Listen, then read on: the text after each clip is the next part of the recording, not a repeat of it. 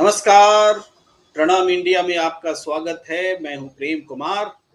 राजस्थान कांग्रेस की पहली सूची उम्मीदवारों की आ रही है। उम्मीदवारों की पहली सूची को लेकर जो रोमांच है, वो अब बस खत्म ही होने वाला है। हालांकि मंथन जो है चल रहा है, लेकिन मंथन तो 200 सीटों को लेकर चल रहा है। लेकिन फिर भी पहली सूची को पूर्ण रूप जो है मूर्त रूप दे दिया जा चुका है। ऐसा ऐसी खबर है, पुख्ता खबर है कि 49 सीटें ऐसी हैं, 49 सीट्स, जिस पर कि कोई मतभेद नहीं है कांग्रेस के भीतर। इसका मतलब है कि अशोक गहलोत और सचिन पायलट दोनों सहमत हैं और बाकी नेता भी सहमत हैं। अगर ऐसा होता है मतलब पब्लिक प्लेटफॉर्म में ये बात जब आ जाती है और कोई असंतोष सामने नहीं आता है, तो ये कांग्रेस के लिए बहुत बड़ी जीत होगी राजस्थान में। क्योंकि चुनाव के समय उम्मीदवारों की पहली सूची को लेकर जो हंगामा बरपा है भारतीय जनता पार्टी में, उसके बाद तो बीजेपी ही नहीं, कांग्रेस भी सशंकित हो गई कि उम्मीदवारों की सूची लेकर आए तो कोई हंगामा न बरपे। इस विषय पर अपडेट्स के साथ और जानकारी के साथ और विश्लेषण के साथ हमारे साथ जुड़ रहे हैं दिल्ली में मौजूद पल पल की जानकारी ले रहे संजीव कौशिक जी। देश के जाने माने वरिष्ठ राजनीतिक विश्लेषक हैं। आपका बहुत बहुत स्वागत है संजीव कौशिक जी। मैं संजीव कौशिक जी का कोई स्क्रीन पर आ चुके हैं। संजीव कौशिक जी, आपका बहुत बहुत स्वागत है इस राजनीतिक चर्चा में। संजीव कौशिक जी, अगर कांग्रेस की जी। पहली सूची आती है और कोई विवाद नहीं होता है, तो इसे आप कितना महत्व देते हैं इस बात को लेकर? देखिए प्रेम कुमार जी, हम लगातार कांग्रेस पार्टी के बारे में ये बात जानते हैं कि उन्होंने पूर्ववर्ती अपनी गलतियों को ध्यान में रखते हुए और आगे के लिए हमेशा से बेहतर करने का प्रयास किया है। हमने देखा है कि भारतीय जनता पार्टी के किस तरह से जब सूची जारी की गई तो उसमें सिर्फ फुटबॉल की नौबत आ गई और सब तो उसके स्वर जो निकले थे उसको बिल्कुल नए तरीके से साधते हुए कांग्रेस पार्टी ने यहाँ किसी तरह के विवाद को भी जन्म होने का मौका ही नहीं दिया है। बड़ी संजीदगी के साथ उन्होंने संतुलन साधने का प्रयास किया है और इसके लिए केंद्र के आला कमान ने बखूबी अपनी भूमिका निभाई है और वहाँ जो स्थानीय नेतृत्व करने वाले जो लोग हैं जिनके बारे में मैं बार बार कहता हूँ कि अनुभव की आंखें और युवा जोश दोनों के बीच में जिस तरह की तालमेल बनाई गई है, वो तालमेल आपको इस सूची में दिखाई देगा। दोनों तरफ के लोग किसी तरह से भी असंतोष के भाव के साथ आपको नहीं दिखाई देंगे और वो समीकरण में बार बार एक बात कहता हूँ कि कांग्रेस पार्टी जिन चीजों को लेकर जिन मूल्यों की बात करती है और उसको बिल्कुल आप इस सूची में देखेंगे। ये सूची तकरीबन 2-3 बजे 3 बजे के आसपास में ये जारी होने वाली है। तो सूची जब सामने आएगी, लोगों के सामने ये बात समझ में आएगी कि कांग्रेस पार्टी ने केवल सूची ऐसे ही जारी नहीं की है, उसके लिए कितना मंथन किया है, मंथन किया है, किन किन समीकरणों को ध्यान में रखा, ये आपकी चीजें आपको मिलने वाली है, दिखने वाली। जी जी।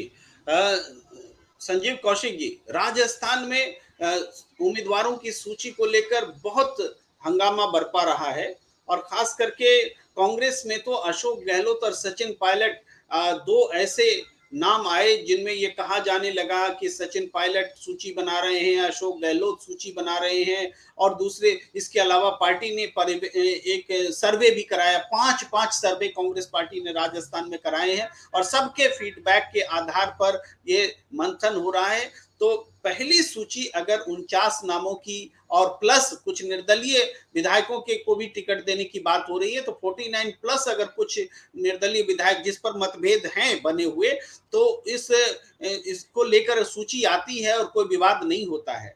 तो एक बात यह है कि कांग्रेस की पहली सूची में कोई विवाद नहीं, ये एक बड़ा संदेश राजस्थान में जाएगा।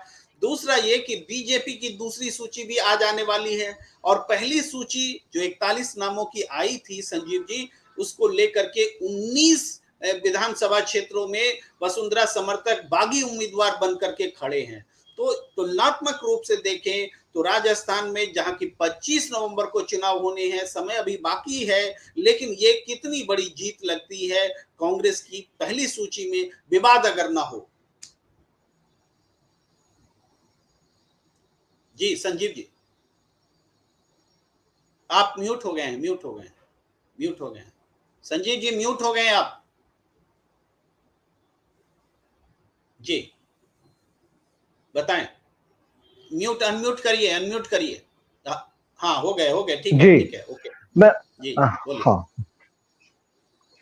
मैं ये कह रहा था कि जिस तरह से मीडिया की अफ़वाह बनाई गई थी कि राजस्थान में जो वहाँ पे चेहरे हैं, स्थानीय चेहरे हैं, उनके बीच में कॉन्फ्लिक्ट पैदा करने की कोशिश की गई कि नहीं, दोनों के बीच में मतभेद है और उस मतभेद की वजह से कांग्रेस पार्टी बहुत ज़्यादा मुश्किल में पड़ने जा रही है। बड़ी संजीदगी के साथ मैं बार-बार ये बात कहता हूँ कि आला कमान ने जिस तरह से इन दोनों को साधने का प्रयास किया और उसमें सफलता भी मिली है। जब कोई लिस्ट पे जब कोई प्रश्न खड़ा नहीं होता है, उसमें से आपको कोई बागी दिखाई नहीं देते हैं, उसमें कोई विरोध करने वाले दिखाई नहीं देते हैं और वो तरफ इशारा उन्हें कांग्रेस पार्टी के लिए मजबूती के खड़े होंगे। तो इन सारे समीकरणों को ध्यान रखा है आलाकमान ने इस बार और कांग्रेस पार्टी ने कोशिश यही की है कि जो बीजेपी की ने जो गलतियां की है, बीजेपी के लिए जो सिफटोल की नौबत आई है, वो कम से कम यहाँ दिखाई ना दे। और ये जो बार-बार दोनों के बीच में इस तरह की बात जो बताई जाती है, मीडिया के द्वारा जो हवा दी जाती है, हम खूब जानते हैं कि देश के मुख्य धारा की मीडिया किस तरह से कांग्रेस पार्टी के हर एक उन बातों को बढ़ा-चढ़ा कर पेश करने का प्रयास करती है, जिससे भारतीय जनता पार्टी को लाभ मिले, लेकिन इस बार इस तरह की संभावना दिखाई नहीं देती है, जिस तरह से तालमेल बनता हुआ दिख रहा है। लेकिन संजीव जी, सिर्फ मीडिया पर दोष लगाने से नहीं होगा, क्योंकि अशोक गहलोत और सचिन पायलट खुल करके एक दूसरे के खिलाफ बोलते रहे हैं समय समय पर। और ये बात जरूर है कि हाल के दिनों में दोनों नेता एक दूसरे के खिलाफ बोलने में बचे हैं। लेकिन आपको ध्यान रखना होगा कि एक दिन पहले भी अशोक गहलोत जब दिल्ली के लिए रवाना हो रहे थे, तो एयरपोर्ट पर उनको वो मानेसर वाली घटना का जो दर्द था वो उभर करके सामने आया। उन्होंने कहा कि हम उन सभी विधायकों को जिनको 50-50 करोड़ रुपए घूस दिए जा रहे थे सरकार गिराने के लिए, लेकिन उनकी निष्ठा हमारे साथ बनी रही, उन विधायकों को हम भूल नहीं सकते। वो इशारा कर रहे थे कि हम विधायकों के टिकट नहीं काटेंगे। लेकिन ये बात समझनी होगी कि कांग्रेस ने जो सर्वे कराया है उसमें कम से कम 30 विधायक ऐसे हैं जिनको हटाना ही पड़ेगा, ऐसा फीडबैक है।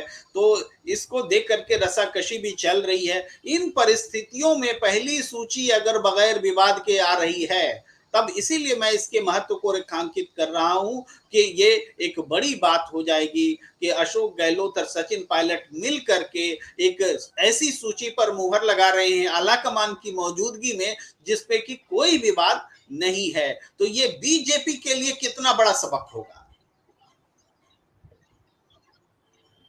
प्रेम कुमार जी, हम जिस मुख्य धारा की मीडिया की बात कर रहे हैं, उसी मुख्य धारा की मीडिया ने ये भी चलाया है कि वो अलग होने जा रहे हैं, अलग पार्टी बना रहे हैं, वो पार्टी तोड़ रहे हैं, अलग रास्ते बन रहे हैं, भारतीय जनता पार्टी में जा रहे हैं, किसी और के समर्थन में है। क्या हुआ इन सारे बातों का? जाहिर सी बात है कि किसी एक पार्टी में यदि कोई नेता है जो अपने भविष्य के प्रति चिंतित है और पार्टी के प्रति चिंतित है, तो उसने एक विरोध का स्वर अख्तियार किया। और ऐसा नहीं है कि वो उसने पार्टी के अगेंस्ट में अख्तियार किया, वो लोगों के लिए, जनता के लिए, और वही जनता आज उसके साथ खड़ी है। तो निश्चित तौर पे इसका लाभ मिलेगा पार्टी को। पार्टी ये हानि में नहीं जा रही है इस तरह की आवाज उठाने की वजह से। और और और जो जिस तरह से अशोक गहलोत साहब के साथ मिल बैठ करके वो बुजुर्ग हैं, छवि उनकी अच्छी है और जिस तरह से अपनी सोच के साथ वो काम करते हैं। और सचिन पायलट की जो कंडीशन है, बार-बार ये बात कहता हूँ, साधने का प्रयास किया दिखाई दे रही है। वो सारे जो असंतुष्टों की बात हो रही है, जिन दोनों खेमे के लोग बाहर नहीं देता है, तो निश्चित तौर पे बहुत बड़ी ये सफलता होगी। और इसलिए जी संजीव कौशिक जी, सबकी नजर इस बात पर टिकी हुई है कि राजस्थान कांग्रेस की पहली सूची में किनके नाम सामने आते हैं। हालांकि इन नामों को लेकर के सारी मीडिया में तरह तरह से बातें हो रही, मैं उन अटकलों में नहीं जाना चाहता, क्योंकि बस खुलासा तो 3 बजे होने ही जा रहा है। और जब केसी वेणुगोपाल के हस्ताक्षर से इन नामों की घोषणा कर दी जाएगी। हम तो मीडिया में ऐसा भी देख रहे थे संजीव कौशिक जी के राहुल गांधी की प्रेस कॉन्फ्रेंस होने वाली है 10:30 बजे, ये बोल करके ये बताया जा रहा था कि राहुल गांधी इस सूची का ऐलान करने वाले हैं। मैं तो चौंक गया संजीव जी। राहुल गांधी तो मिजोरम में है, वो कैसे दिल्ली में हो रही बैठक की सूची का वो भी जारी करे, कहीं से तर्कसंगत नहीं लग रहा था। लेकिन मीडिया तो मीडिया है, उसको बस टाँका भिड़ा देना है, उसने भिड़ा दिया। हालांकि राहुल गांधी की प्रेस कॉन्फ्रेंस खत्म हो गई है, और राहुल गांधी की प्रेस कॉन्फ्रेंस के बारे में एक दो बातें आपको बता दें कि उन्होंने अपनी प्रेस कॉन्फ्रेंस में लगभग कल की ही बातों को रिपीट किया है। उन्होंने कहा है कि आइडिया ऑफ इंडिया जो है उसके लिए वो चिंतित हैं, और मिजोरम में कांग्रेस की सरकार आएगी। राहुल तो एक बात और थोड़ी चर्चा कर लेते हैं, विषयांतर जरूर हो रहा है, लेकिन हमारे दर्शक समझेंगे, राजस्थान से भी इसका बहुत संबंध है। राहुल गांधी ने राजस्थान के बारे में एक दिन पहले ही कल कहा था कि राजस्थान समेत 5 स्टेट हम जीत रहे हैं। और जब पत्रकारों ने आज उनसे पूछा कि आपने ऐसा कहा, लेकिन कांग्रेस तो बहुत मजबूत, कांग्रेस तो ऐसी पार्टी है कई प्रदेश में, मिजोरम से लेके तेलंगाना, दूसरे प्रदेशों में जहां पर कि उसकी प्रेजेंस ही नहीं है या बहुत कम प्रेजेंस है, कैसे जीत जाएगी। तब राहुल गांधी ने बहुत महत्वपूर्ण जवाब दिया, इसीलिए मैं ये सारा किस्सा आपको सुना रहा हूं। संजीव कौशिक जी, राहुल गांधी ने कहा कि कांग्रेस को तो हमेशा कहा जाता है कि कमजोर है, लेकिन कांग्रेस ने रमन सिंह जैसी सरकार को जो लगातार बीजेपी रिपीट कर रही थी, उसको परास्त करके वहां सत्ता बनाई। कांग्रेस ने कर्नाटक में जहां बीजेपी का गढ़ कहा जाता था, वहां पर सत्ता में आई। वहां भी कहा जा रहा था कि कांग्रेस अपने दम पर नहीं आ सकती है, लेकिन हम आए। वो कह रही कि तेलंगाना में कांग्रेस को नेग्लिजिबल बताया जा रहा था, लेकिन अब खबर आ रही है, अब लोग कह रहे हैं कि कांग्रेस सत्ता में आ रही है। तो इस तरीके से कांग्रेस को कमजोर समझने की भूल न करें। कांग्रेस आइडिया ऑफ इंडिया लेकर चलती है, और मिजोरम में भी कांग्रेस जो है सत्ता परिवर्तन करेगी। एक थॉट प्रोसेस उन्होंने व्यक्त किया है संजीव कौशिक जी। अब मैं राजस्थान पर लौटता हूं। राजस्थान पर राहुल गांधी ने पहले कहा था कि यहां हम जीत भी सकते हैं, हार भी सकते हैं, बहुत टाइट कॉन्टेस्ट है, लेकिन आप कह रहे हैं कि राजस्थान जीत रहे हैं। तो क्या ये कॉन्फिडेंस इसी वजह से आ रहा है कि सूची पर अशोक गहलोत, सचिन पायलट सब एक हो गए? जी जी संजीव जी। देखिए, निश्चित तौर पे जब आला कमान इस तरह की बातें करता है कि हम जीते हैं, और उसके लिए वो, और जब समीकरण बनाने की बात होती है और जिस सूची की बात कर रहे हैं, उस सूची में यदि संतुलन आपको दिखाई देगा, तो कार्यकर्ताओं का भी मनोबल हाई होता है और वहां पे काम करने वाले नेताओं के भी मनोबल हाई होते हैं। उसी तरह से राहुल गांधी ने ऐसी कोई पाकाकसी वाली बात आज तक नहीं की। उन्होंने लगातार कहा कि हमें कुछ गलतियां थी, कुछ परेशानियां थी, जिसको उन्होंने दुरुस्त किया, और उन एक छोटे छोटे बिंदुओं पर उन्होंने काम करने का प्रयास किया जिस पर मतदाता की निगाहें जा सकती है, जिसपे हमारे कार्यकर्ता उत्साहित हो सकते हैं और कहाँ पे हतोत्साहित हो सकते हैं। तो उन्होंने जितनी संजीदगी के साथ, मैं बार बार ये बात कहता हूँ कि उन्होंने ध्यान दिया, और जिस तरह से एक सूची बनाई है, सारे विवाद को खत्म किया है, और दोनों को एकीकृत करके जिस तरह से उन्होंने आगे के लिए कदम बढ़ाया है, निश्चित तौर पे कार्यकर्ताओं का और वहां के नेताओं के भी जो कांग्रेस पार्टी जुड़े हुए हैं, उनका मनोबल हाई है, और उन्हें ऐसा लगने लगा है कि नहीं, यदि हम इस तरह से और इतने मजबूती के साथ लड़े, जो जो आज से कुछ दिन पहले जिस तरह की बातें की जाती है, वो समीकरण बदलता हुआ दिखाई दे रहा है, और मुख्य धारा में इतनी जबरदस्त वहां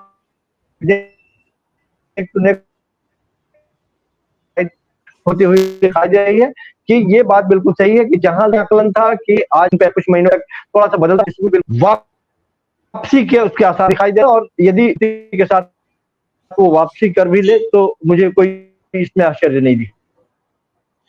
जी संजीव कौशिक जी, आपकी आवाज थोड़ी टूट भी रही है, लेकिन हमें यकीन है कि बहुत महत्वपूर्ण खबर है, और दर्शक जरूर इसको बियर करेंगे।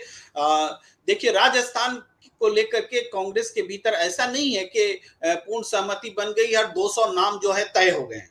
ये 200 नामों पर सहमति नहीं बनी है, विवाद बना हुआ है, और वो गुटिये स्पर्धा भी चल रही है। अपने अपने समर्थकों के टिकट कैसे बचाए जाएं, समर्थकों को टिकट कैसे दिए जाएं, दिलाए जाएं, इस पर पूरा मंथन चल रहा है। लेकिन कांग्रेस के तौर पर, एक पार्टी के तौर पर, कांग्रेस की ये बहुत बड़ी सफलता है कि कांग्रेस ने पहली सूची पर अपनी पार्टी के तमाम पदाधिकारियों को, नेताओं को एक मत कर लिया है, और इसका मतलब एक बड़ा संदेश राजस्थान में जा रहा है कि भारतीय जनता पार्टी, जिसकी पहली सूची 41 उम्मीदवारों की थी, और उस पर इतना हंगामा कटा कि राज्यवर्धन सिंह राठौर को अपनी ही पार्टी के कार्यकर्ताओं से काले झंडे देखने पड़े। आप इतना हंगामा कटा कि बीजेपी के बड़े दिग्गज विधायक भी अपनी ही पार्टी के नेता को, दिया कुमारी को, कह रहे थे कि ये अंग्रेजों के ये मुगलों के चाटुकार रहे और तरह तरह की बातें, यानी एक एक दूसरे के खिलाफ बयानबाजी का दौर शुरू हुआ और अब तक 19 कंस्टिट्यूएंसी में ऐसा है जहां के भारतीय जनता पार्टी के नेता मतलब मैदान में बागी बन करके खड़े होने के लिए तैयार बैठे हैं, तैयार नजर आ रहे हैं। तो एक तरफ कांग्रेस बीजेपी है जो कि अपने नेताओं को इकट्ठा नहीं कर पाई, बागियों को समझा सके ऐसा नहीं कर सकी। यहां तक कि पहली बार जब सूची तय बन रही थी तो वसुंधरा राजे को तो पूरी तरीके से लगभग इग्नोर नहीं कर दिया गया, लेकिन अब जब बैठक हो रही है, दिल्ली में बैठक हो रही है और भारतीय जनता पार्टी भी टिकट पर बैठक करी और आज वह भी टिकट की सूची लेकर सामने आने वाली है, तो वसुंधरा राजे जैसे नेताओं को साथ में लेकर के जेपी नड्डा को बैठना पड़ा है। तो क्या आपको लगता है कि कांग्रेस से बीजेपी सीख रही है? कांग्रेस एक रास्ता दिखा रही कि कैसे क्राइसिस मैनेजमेंट होता है। जो राजस्थान कांग्रेस के लिए कमजोर कड़ी थी, आज वो राजस्थान कांग्रेस के लिए मजबूत कड़ी बनकर के सामने आई है, पूरे देश में एग्जाम्पलरी बनकर के सामने आई है, उदाहरण बनकर के सामने आई है कि कैसे गुटों गुटीय स्पर्धा के बीच भी सहमति का रास्ता खोजा जा सकता है। जी संजीव कौशिक। देखिए प्रेम कुमार जी, कांग्रेस पार्टी लगातार ये प्रयास करती रही है कि कुछ बेहतर रिजल्ट दिखे जाए और लोगों के बीच में जो संतुष्टि का भाव है उसे भी संतुलित करने का प्रयास करें, और यही कारण है कि भारतीय जनता पार्टी भी इन सब चीजों से सबक लेते हुए, जिस तरह से शुरुआती दौर में जो आप वसुंधरा को इग्नोर करते हुए आप देख रहे थे कि किस तरह से भारतीय जनता पार्टी दिखाई दे रही थी, अब वो भी उन सारे समीकरणों पर नए सिरे से सोचने का उनको मौका मिला है, या वो मजबूर हुए हैं कि एक नए सिरे से समीकरण बनाने की कोशिश की जाए। क्योंकि जब तक आपको सामने दिखाई देता है कि नहीं आसानी से हम पार पा जाएंगे या आसानी से सारी चीजें हमारे पक्ष में होंगी, लेकिन जिस तरह से कांग्रेस पार्टी लगातार मजबूत हुई है पिछले कुछ दिनों में, जिस तरह से उनकी लिस्ट आने वाली है, लिस्टों में जिस तरह के संतुलन की बात हम कर रहे हैं, वो सारी चीजें यदि दिखाई देती हैं तो निश्चित तौर पे भारतीय जनता पार्टी, हालांकि उसे कमजोर आंकना मेरे समझ से ये गलत होगा कांग्रेस पार्टी के लिए, क्योंकि भारतीय जनता पार्टी 24/7 चुनावी मोड में होती है, वो उन सारे समीकरणों का इस्तेमाल करती है जिसके बारे में कांग्रेस पार्टी उतने नीचे सोच नहीं सकती है, तो बहुत सारे उसमें उसके हथकंडे हैं जिसका वो इस्तेमाल करेगी। लेकिन जिस तरह से कांग्रेस पार्टी ने सारे हथकंडे, मगर संजीव कौशिक जी, ये क्राइसिस मैनेजमेंट नहीं कर पा रही है भारतीय जनता पार्टी। मध्य प्रदेश में देखिए कितना बवाल है, राजस्थान में देखिए कितना बवाल है, सूची एक तरफा जारी कर दी गई। यहाँ तो अहंकार दिख रहा है ना, यहाँ तो स्टेट लीडरशिप पर भरोसा खत्म दिख रहा है। अगर Bharatiya Janata party state leadership पर भरोसा करती क्राइसिस मैनेजमेंट के लिए, तो न मध्य प्रदेश में दिक्कत आती न राजस्थान में दिक्कत आती। इनको सद्बुद्धि तब आ रही है जब कांग्रेस रास्ता दिखा रही है। जी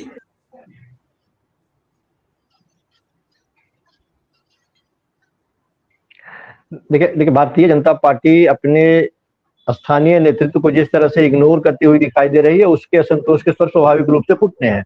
जब आप स्थानीय नेतृत्व को इग्नोर करते हैं और उनके जानने वाले, चाहने वाले या उनके नजदीक में रहने वाले लोग जब अपने आप को अलग थलग महसूस करते हैं, क्योंकि जब हमारा नेतृत्व करने वाला ही अलग थलग महसूस कर रहा है तो उनके साथ साथ काम करने वाले लोग भी वैसे ही महसूस करते हैं। तो ये कांग्रेस इस मामले में एक आईना दिखाने का कांग्रेस ने प्रयास किया, और वो आईना भारतीय जनता पार्टी के लिए कि नहीं, आप जो संतुष्टि के भाव आपके यहाँ है हमारे यहाँ कम से कम नहीं है, हमारे यहाँ सारे एक साथ मिलके केंद्रीय नेतृत्व के पीछे हैं। लेकिन केंद्रीय नेतृत्व का भारतीय जनता पार्टी ने जिस तरह से अपने पार्टी में इस्तेमाल किया और लोगों को झोंक दिया और वहां के स्थानीय नेतृत्व को इग्नोर किया, ये भी एक असंतोष का बहुत बड़ा कारण रहा है भारतीय जनता पार्टी में।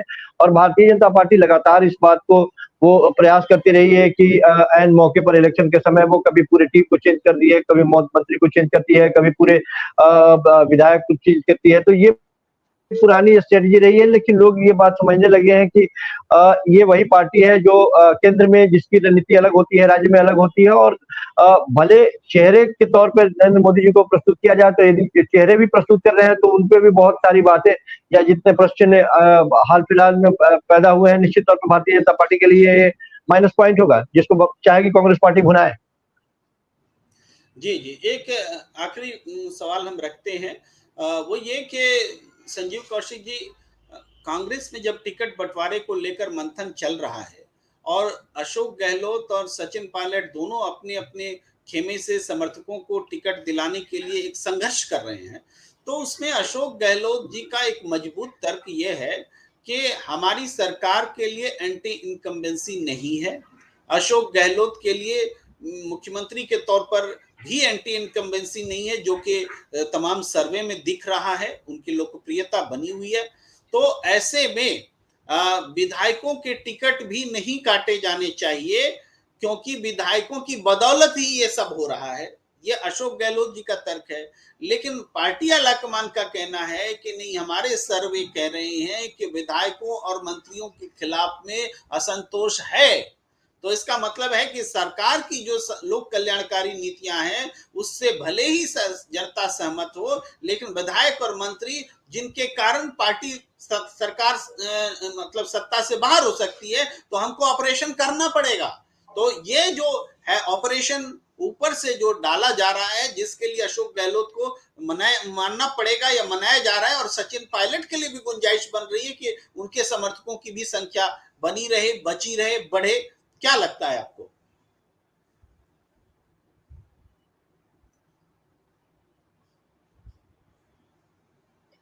जी, पार्टी की पूरी रणनीति यही है, गहलोत के तरफ से यदि काटने की बात है या फिर वो विधायक जो लोग पहले सरकार में साथ में रहे हैं, तो कुछ कमियां तो निश्चित तौर पर कोई भी सरकार होती है तो वो जो उसका ऑब्जर्वर होता है, जो आला कमान जो होता है, उसको सारी चीजें स्पष्ट रूप से जानकारी होती है, उनका अपना सर्वे होता है कि कहाँ हमारी कमियां हैं जिसको हम दुरुस्त करें। तो कोई कमी थी यदि, और उसको लेकर के यदि सचिन पायलट ने आवाज उठाई या वो दिखाई दे रहा है कि नहीं, इनको चेंज करने से यदि हमारे यहाँ जो असंतोष के स्वर है वो खत्म हो जाएंगे, कार्यकर्ताओं में नया उत्साह आएगा।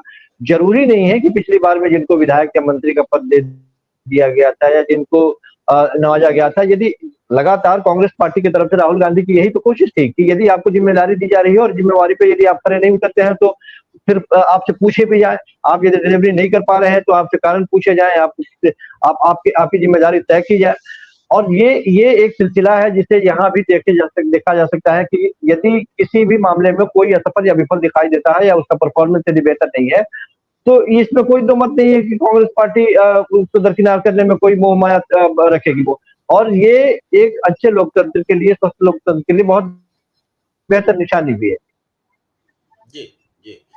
संजीव कौशिक जी, इस बातचीत के लिए, अपडेट के लिए आपका बहुत-बहुत धन्यवाद। लेकिन एक वाइंड अप जो कमेंट है वो ये है, एक सूचना के साथ में, कि हमारे दर्शकों के लिए, कि कांग्रेस पार्टी ने अपनी पहली सूची तैयार कर ली है। दोपहर 3 बजे का समय है जबकि उसको जारी किया जाना है, और इसके बाद भी बाकी नामों पर विचार मंथन चल रहा है। पहली सूची 49 प्लस कुछ संख्या हो सकती है या 49 ही रह सकती है, चूंकि 49 उम्मीदवारों के नाम पर कोई भी असहमति नहीं है, दो मत नहीं है, और सब एक मत है। एक मत से अगर कांग्रेस ये सूची ले आती है और स्थानीय स्तर पर भी जो थोड़े बहुत असंतोष की गुंजाइश रहेगी उसको बड़े नेता मिल करके पैचअप कर लेते हैं, तो निश्चित रूप से ये कांग्रेस की राजस्थान में बहुत बड़ी जीत होगी, चुनाव से पहले की जीत, कि जो आने वाले समय में चुनाव में जीत का आधार तय कर सकती है। तो इस बातचीत को हम यही रोकते हैं। अगर आपने हमारा यूट्यूब चैनल सब्सक्राइब नहीं किया है तो आपसे आग्रह है कि आप इसको सब्सक्राइब कर लीजिए, ताकि हमारे और आपके बीच जो बातचीत का सिलसिला है समसामयिक विषयों पर, वो जारी रहे। हम खबरों में खबर खोजने का प्रयास करते हैं, बिटवीन द लाइंस लाने का प्रयास करते हैं, ताकि आप हमारे साथ, हम आपके साथ जुड़े रहें और राजनीतिक चेतना जो है वो समाज में बढ़ती रहे, फैलती रहे। हमें दीजिए इजाजत। नमस्कार।